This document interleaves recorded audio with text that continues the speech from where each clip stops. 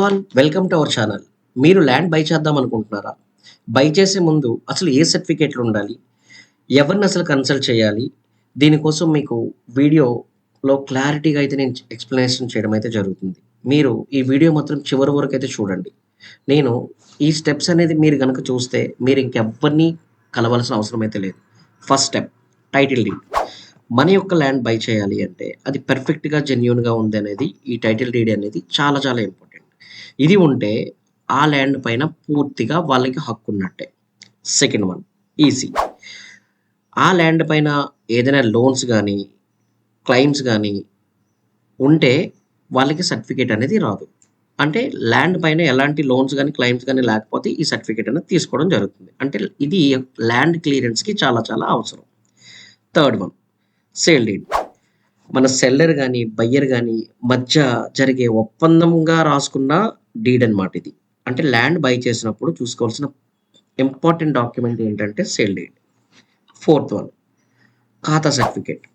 ఇది రూరల్‌లో గాని, అర్బన్‌లో గాని ఈ ల్యాండ్ యొక్క వివరాలు గాని, టాక్స్ వివరాలు గాని ఇది మనం తెలుసుకోవచ్చనమాట ఈ ఖాతా సర్టిఫికేట్ ద్వారా. Fifth one property tax clearance. ఇది మన యొక్క land present, previous talks clearance అంతా చేశామా లేదా అనేది ఈ ప్రాపర్టీ టాక్స్ క్లియరెన్స్ ద్వారా చూసుకోవచ్చు. సిక్స్త్ వన్ ఏంటంటే సర్వే మ్యాప్ అండ్ ప్లాన్. మన యొక్క ల్యాండ్ సర్వే నెంబర్ ఉండాలి, అలాగే మ్యాప్ ఉండాలి, ప్రాపర్ ప్లాన్ డాక్యుమెంటేషన్ ఉండాలి. ఇది ఉంటే మనకి సర్వే అనేది ఫినిష్ అవుతుంది. Seventh one possessive identify documentation. మన యొక్క బయ్యర్ గాని, సెల్లర్ వాళ్ళ యొక్క కేవైసీ డాక్యుమెంట్స్ అనేది చాలా ఇంపార్టెంట్. కేవైసీ డాక్యుమెంట్స్ అంటే Aadhaar, pan, address proof through valid phone నెంబర్‌తో ఈ కేవైసీ డాక్యుమెంట్ అనేది ఫినిష్ అవుతుంది. Eighth one stamp duty and registration fees. మనం ఇవన్నీ డాక్యుమెంట్స్ ఉంటే రిజిస్ట్రేషన్‌కి అయితే మనం వెళ్ళిపోవచ్చు. ఈ రిజిస్ట్రేషన్‌కి వెళ్ళినాక మనకి ఈ యొక్క రిజిస్ట్రేషన్ టైంలో అవసరమైన స్టాంపు, రిజిస్ట్రేషన్ ఫీజులైతే ఉంటాయి.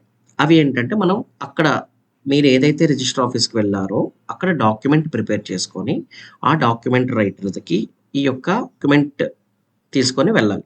అప్పుడు రిజిస్ట్రేషన్ ఫీజ్ అనేది అక్కడ మీరు చెల్లించాల్సి ఉంటది. Ninth one legal value. మనం ల్యాండ్ బై చేసినప్పుడు లాయర్ గాని, ఒక ప్రొఫెషనల్ పర్సన్ గాని సంప్రదించడం చాలా ఉత్తమమైన పని.